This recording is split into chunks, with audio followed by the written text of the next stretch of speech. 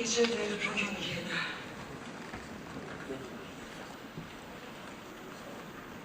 Son gecedir bugün yine. Sabah yine son seher. Son yel esir son yekine.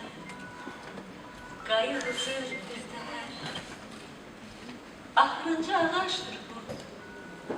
Esir sonuncu külək. Bağlayıp sonuncu yolu. Yine sonuncu felek. İndi son küçe üstüne. Yağacaksın addımlar. Yine dönecekler tine. Sapsarı son adamlar. Doğulur sonuncu insan. Sonuncu insan ölür. Yine son defa ağlayan, son defa gülen olur. Neyin istisine yalanlar arzulayacak kölgemi? Hansı renkle çekecekler haritalarda ülkemi? Şehirlerimi sevecekler mi divarlar arkasında? Ne parlayıp yanacak son gülümün yakasında? Pazarda etin qiyməti düşəcək, yoxsa meşə cəngəlliyinin qoyduğu qiymətdə qalacaq?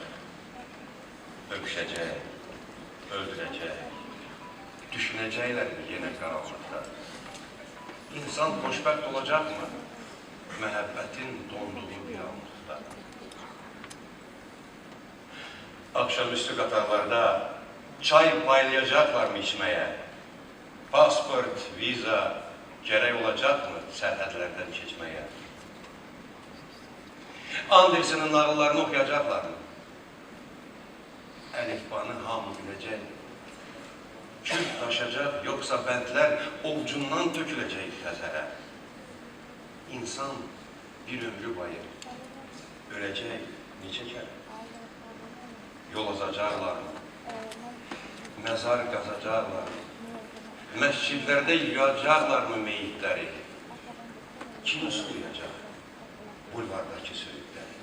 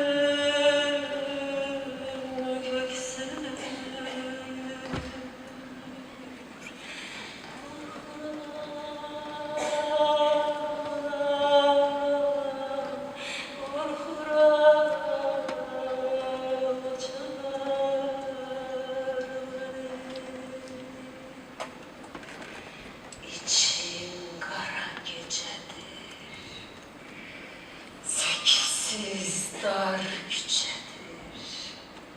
Kağayım, kağayım. Söyle, deniz üstü saat nicedir? Deniz üstü Eşidirsən, saat, eşidirsən. saat Amma necə eşidirsən? 207 ayın ayrılığı ilə tutulur kulaklarımız. Bir yandan da bu yağış. Bu yağışta canavarlar da adam olur. Yorgan döşeğe girmek istəyirlər. Görürsən. Ama necə görürsən? Hələ qurtarmayıb aramızdan keçən qatarın vagonları. Bir yandan da bu yağış. Bir yandan da bu yağış.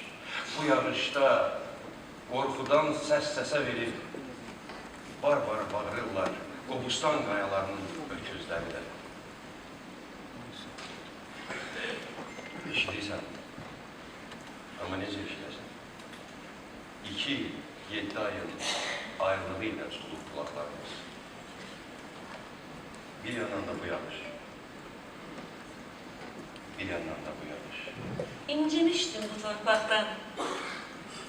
İndi bana gedirem. Bir söğütle, üç velesle barışmaya gedirem. Ağaç gölgesinden bitsin keder, sevinç nefesi, davası. Ne de bahtla barıştırsın yarpakların duası. Bu dünya dedem demişken gah boşalır, gah dolur. Dünyadan küsmek günahtır. Herden, Herden, herden, herden incimek olur. herden İncimek incimeyi olur.